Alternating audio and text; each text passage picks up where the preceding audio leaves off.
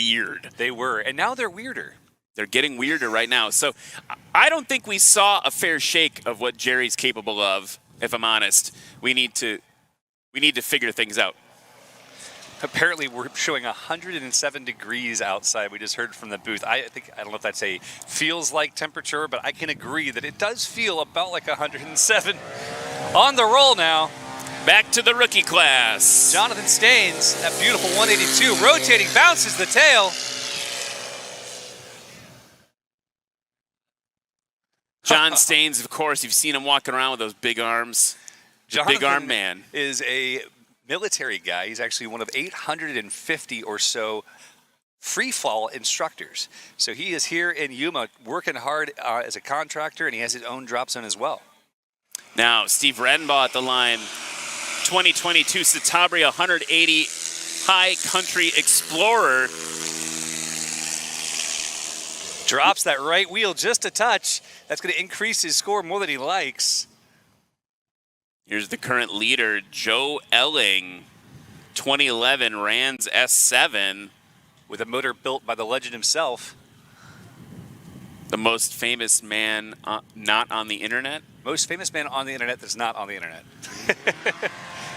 Listen to it purr. Roar? More of a roar. Here he goes. It's a roar. Pulled a little early, translated that energy into the aircraft, not into the sky. That's all right, though. He's pulling it back off. Now our airport manager, Eric, in this beautiful Taylorcraft, BC-12D. It's a 1946. I almost bought one of these, and then I realized I don't fit. Yeah, I don't know if I'd fit either. I love the way the small horsepower engines from these early aircraft sound. It is a special sound indeed. It reminds me of my childhood. Trying to pull it off the ground, gentle as can be, really nursing it now.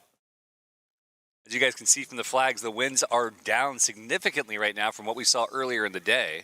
And what we saw yesterday was that usually means there's going to be a giant... Extra fun at Brewers Airport location at Yuma International Airport. Speaking of Yuma, one last time, F-35 above us while John Staines scratches. While John Staines scratches. And I want to point out, the flags are still. There's very little wind out there. He was coming in as hot as he had to in that 182.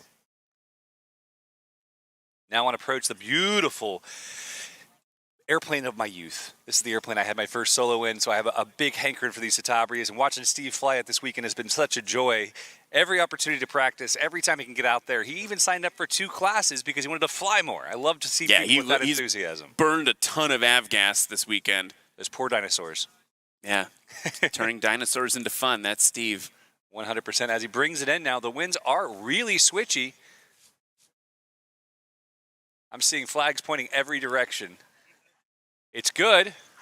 Giving up a lot on that bounce. Trying to translate that friction. Get it on the ground, get it stopped. Good. Judged, and on to the next. Big hello to Travis from Wayne, Nebraska. We'll be there in Wayne in just a month or so. I'm super excited for the very first ever Wayne America fly-in with National STOL and STOL Drag. It is going to be the place to be in the United States if you like airplanes that can do cool things like this one. Grasshopper 2 inbound from the right. Really milking it in this time. Oh, big balloon there.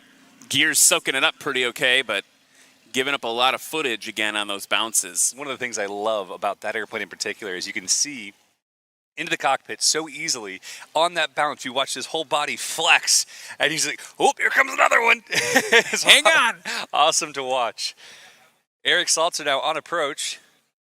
And since he's done having fun, I'm going to put my friend Corey Robin back in this hot seat. And like literally, it's literally hot here. It is literally the hot seat. Literally hot guys, seat. Guys, enjoy the dulcet tones of Corey Robin as he explains more about backcountry aviation.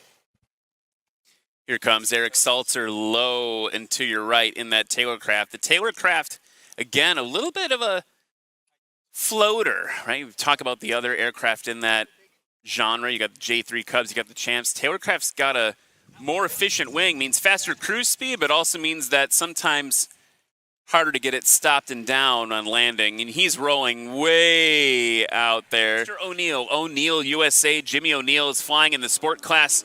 He owns that company, and they donated some prizes for the event. Here comes John Staines, almost hitting the tail on takeoff. He's getting that dialed in real nice.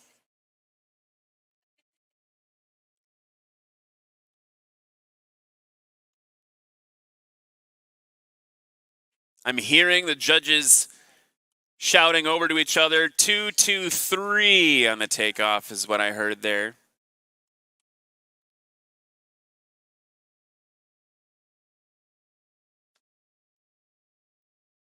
Here's Steve Radenbaugh, all the way from LA, California. Little bit early on the bite. The plane wasn't quite ready to fly, but now he's nursing it off in that ground effect. Yesterday we did a little aviation 101. Ground effect, of course. Basically, the Explain It Like I'm 5 version is that when you get about a half a wingspan from the ground, airplane just flying a little easier. The drag is reduced. The wings are flying a little bit better, so helps you get into the air a little bit easier. Here we go. Joe on the roll. Just kind of floating off. Maybe could have been more aggressive on that. We had someone who took a bite a little too early with Steve Radenbaugh, someone who maybe could have taken a more dramatic bite of angle of attack. Angle of attack is the angle at which the air is hitting the wing. Want to see that? That's what makes the plane fly. You got to grab that bite at just the right moment. Different pilots do it different ways. I don't know, Corey, how you do it, but I've heard that some pilots sing songs in their head or count to a certain number to know when they should yank back on the stick. Yeah, Freebird for me. It's Freebird. Of course it's Freebird for you. I mean, my last name's Robin. I get it. I've kind of leveraged that my whole life. I get it. I get it. There was Eric Saltzer in the Taylorcraft. I mean, and quality. It is just a superb aircraft. Coming in hot for John Staines right now. That's a lot of speed to give up. I mean, the wind is dead. Yeah, it is dead. He has no choice. Let's be real. He has no choice. And I'll be honest with you. I just gave a couple of rides, and so I've felt the air. It is challenging, legitimately challenging out there today. I mean, we pretty much have light and variable winds right now, so the scores are just going to be completely different than this morning. Yeah, longer and longer and longer. You know, the pilot's hoping for heavier wind to shorten those distances, right? If you're new to aviation, it's actually not that different than a boat, right? Like a boat going upstream, you're fighting against that current. If you have a headwind, that's going to slow your ground speed. A nice balloon there. You know, he has such a beautiful airplane. I just love it. And that landing was beautiful as well. He called a couple of audibles, made sure he got it down safe. And also, look at the giant tires and the gear on that aircraft, just making short work of the little ditch next to the runway.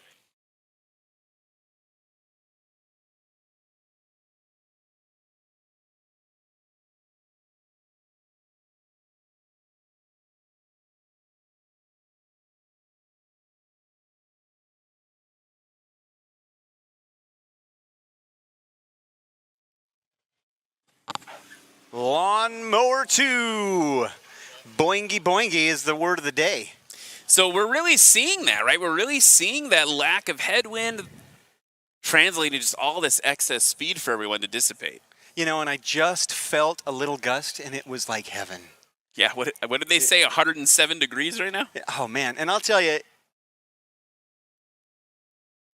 Okay, so it's been 4 miles an hour, gusting to 9, or maybe even in knots. I'm not sure what the weather station's reporting it in. But either way, light and variable conditions out here, which, you know, in the backcountry is okay, quite candidly. But for a STOL competition where you're trying to land as short as possible, it does present some unique challenges. As you can plainly see, these guys rolling out.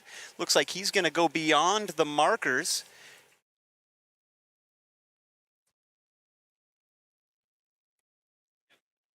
Like he's trying to dial it in based on the statistics.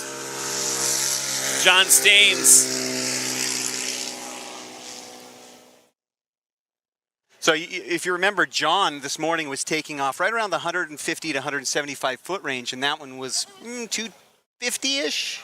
I wasn't really watching it like a hawk, but we can definitely see the scores are going to increase this afternoon. I don't know how that's going to affect the mental, the competition side of things, right, where the morning scores are clearly going to be probably the ones that stand at this point, right, unless the winds kick up a little bit. And anything's possible here in the desert. Right. It could pick up for sure. I mean, we're definitely in the middle of that high noon heat. Here we go with Lawnmower 2. The wind's starting. We've got it. It's kind of coming from his left a little bit, so we might see the left wing raise up a little bit, but the torque of the engine might help with that a little bit. We'll see. I mean, and to your point, we'll talk about the scores in a second. Let's watch this takeoff. You gotta. It's amazing beautiful. what a few knots on the nose will do. Right? We just saw it pick up. I'm going to ask the booth really quickly what the winds are.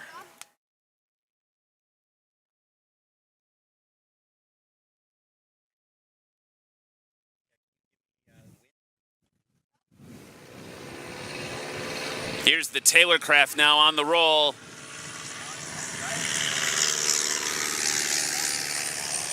Easing the yoke back and then pushing it forward. You see him almost sink down back onto the turf. Aeronautical knowledge as a backcountry pilot.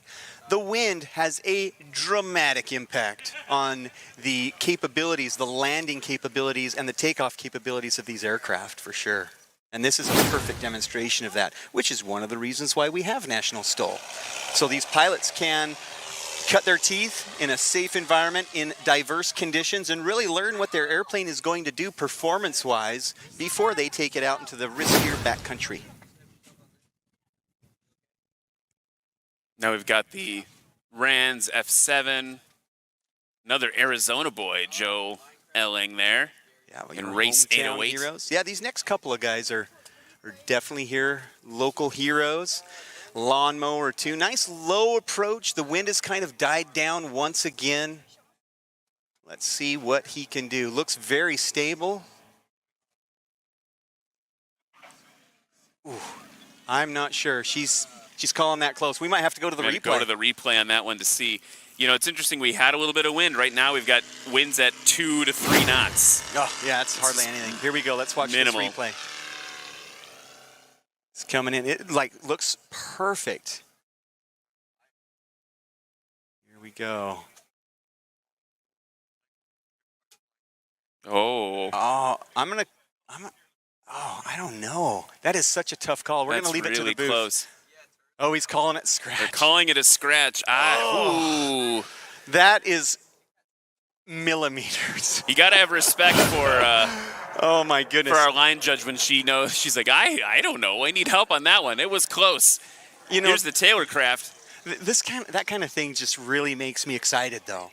That literally millimeters can mean the difference between a score and a DQ.